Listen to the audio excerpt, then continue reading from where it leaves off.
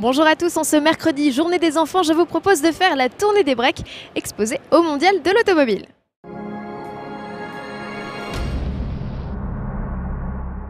Après les monospaces, la tendance est aujourd'hui au 4x4 urbain de préférence, mais aussi au break. C'est une vraie déferlante qui s'est abattue sur le Mondial de l'automobile, que ce soit sur les stands Kia, Ford, Jaguar, Mercedes, Toyota ou encore ici chez Mazda où l'on présente la numéro 6. Le constructeur japonais profite du mondial de l'automobile pour faire d'une pierre deux coups, c'est donc la berline et le break numéro 6 que l'on découvre sur le stand parisien. Les deux modèles s'offrent des lignes résolument plus sportives et dynamiques dans la droite lignée du concept Takeri. Avec ses 4,80 m, le break est 7 cm moins long que la berline. Il fait jeu égal avec une Peugeot 508 SW. La française fait toutefois mieux côté empattement et volume de coffre. La Mazda 6 Wagon dispose d'une capacité de 522 litres contre 560 pour le break du Lion. Banquette abaissée, en revanche, la Nippon reprend l'avantage. Côté motorisation, le break Mazda partage son offre avec la berline. Les 5 motorisations, 3 essence et 2 diesel, délivrent de 145 à 192 chevaux. Les moteurs les plus puissants sont disponibles avec un système de récupération d'énergie au freinage qui alimente en électricité certains équipements du véhicule. Enfin, de nombreuses aides à la conduite seront proposées sur le modèle, qu'il s'agisse du régulateur adaptatif, de l'alerte de franchissement de ligne ou encore du dispositif permettant d'éviter les collisions. Le lancement est prévu au premier trimestre 2013. Sa rivale désignée chez Ford, la Mondeo Break, n'est pas prête de marcher de sitôt sur ses plates-bandes. Le constructeur à l'ovale bleu ne prévoit en effet d'entamer la commercialisation de sa berline et de son séduisant break qu'en fin d'année prochaine, voire même début 2014. Patience de rigueur, donc. Le break Mondeo partage avec la berline cette calandre béante typée Aston Martin, du plus bel effet à en écouter les bruits de couloir au salon. En revanche, pas d'indication sur les dimensions. Quant au moteur, on annonce entre autres la présence du 3 cylindres 1 litre dans sa version 125 chevaux, un bloc dont la réputation n'est plus à faire. Voilà pour ce qui est des détails. Sachez enfin que la Mondeo sera la première de la gamme Ford en Europe à recevoir cet inédit système. C'est un airbag de ceinture de sécurité. Je vous fais la démonstration.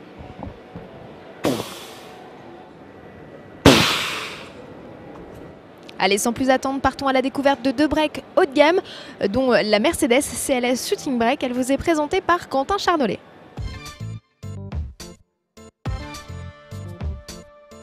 Perché sur sa rampe dans un coin du salon, le CLS Shooting Brake vient compléter la gamme CLS au Mondial de Paris.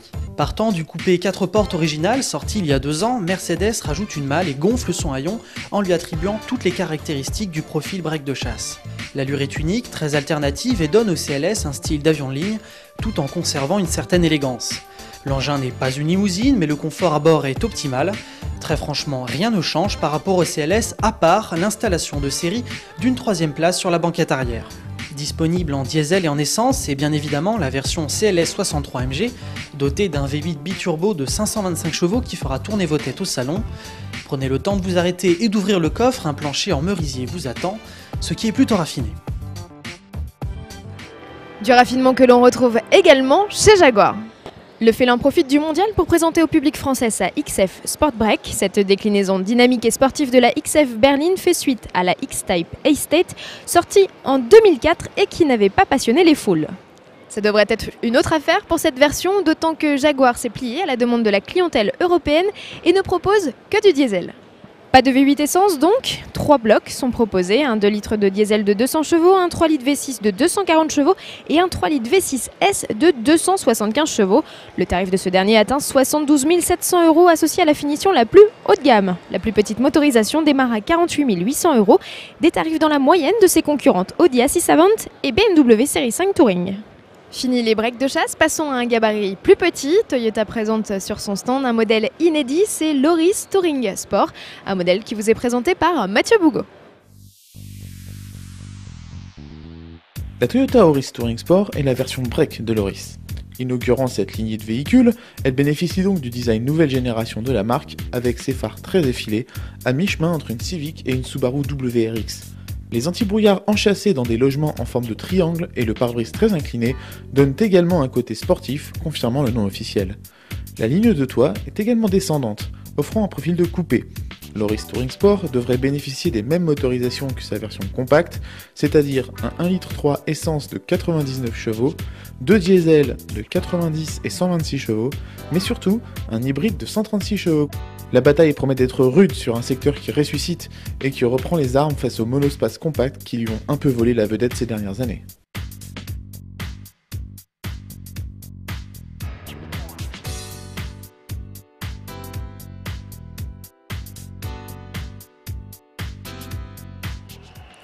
Chez Kia, outre la ProSeed et le Carens, on découvre la Ceed SW. Cette déclinaison break profite du design dynamique inauguré sur la compacte il y a peu, une version dont l'habitabilité et le coffre sont les principaux atouts. Proposée de série avec un équipement généreux, cette deuxième génération de la SW peut s'équiper de 4 blocs développant des puissances comprises entre 90 et 135 chevaux. Carnet de commande ouvert, les tarifs débutent à 20 390 €.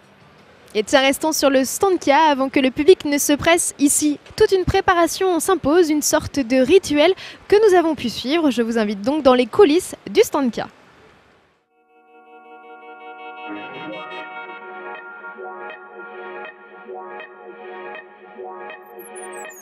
7h30. Il fait noir, les voitures sont bâchées, d'apparence le stand semble en léthargie et pourtant on s'active déjà. Une petite équipe de préparateurs veille au grain. Premier geste du matin, faire un brin de ménage, mettre en lumière l'espace, jeter d'ailleurs un coup d'œil à la salle des machines et débâcher la trentaine de Stars à 4 roues. Des véhicules préparés en amont du salon. L'équipe s'est en effet attelée à déconnecter démarreur ou embrayage pour éviter les démarrages intempestifs. Les préparateurs sont également sur le pied de grue du côté de la piste d'essai pour mettre en beauté les autos. Vers 9 h, la vingtaine de commerciaux issus de concessions diverses et variées se rejoignent dans le lounge pour un briefing. En parallèle, les hôtesses se préparent et enfilent leur tenue fraîchement sortie du pressing. À 9h30, la chef hôtesse entre en scène pour briefer une vingtaine de jeunes filles. Au menu notamment la répartition auprès des voitures. Des modèles qui n'ont plus de secret pour les jeunes femmes, formés 2 semaines en amont. Une fois le modèle attribué, retour en coulisses pour la remise de la tablette tactile, outil indispensable pour renseigner et garder le contact avec les clients. Dès l'ouverture des portes, à 10 h, le public se presse déjà pour découvrir les nouveautés.